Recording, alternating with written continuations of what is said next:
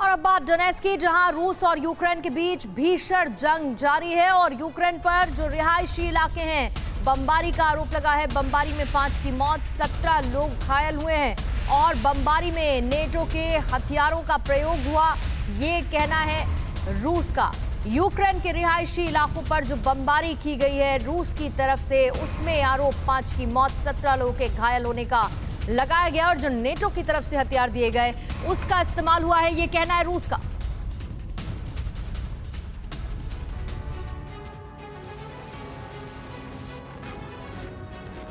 पूर्वी यूक्रेन के डोनेट्स्क में इन दिनों आर पार की लड़ाई चल रही है। पूर्वी यूक्रेन के डोनेट्स्क और लुहांस्क में रूस समर्थकों की संख्या ज्यादा है।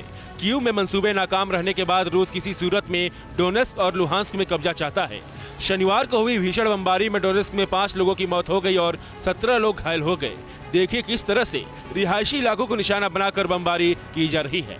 रूस का दावा है कि नाटो से मिले 155 कैलिबर मिसाइलों से यूक्रेन यहां रिहायशी इलाकों पर अटैक कर रहा है।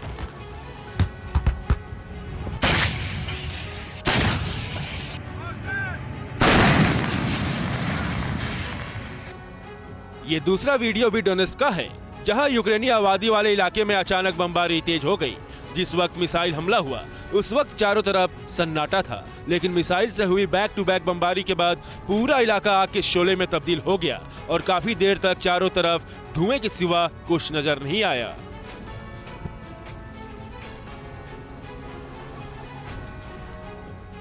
और डॉनबास में रूसी ठिकानों पर भीषण बमबारी हुई है। M777 होवित्जर तोपों से यूक्रेन का हमला।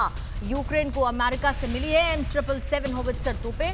खार्किव में यूक्रेनी सैन्य ठिकानों पर हुआ है रूसी हमला।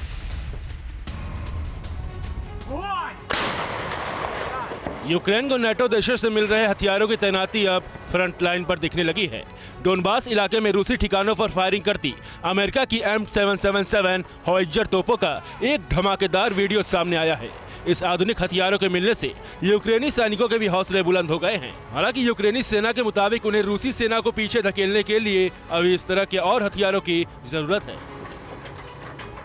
रूसी सेना खार्किव में यूक्रेनी सैन्य ठिकानों पर जबरदस्त बमबारी कर रही है। खार्किव रूस के बेलगोरोद इलाके से सटा हुआ यूक्रेनी प्रांत है और रूस यूक्रेन में अपनी सेना के लिए ज्यादातर हथियारों की सप्लाई इसी इलाके से कर रहा है।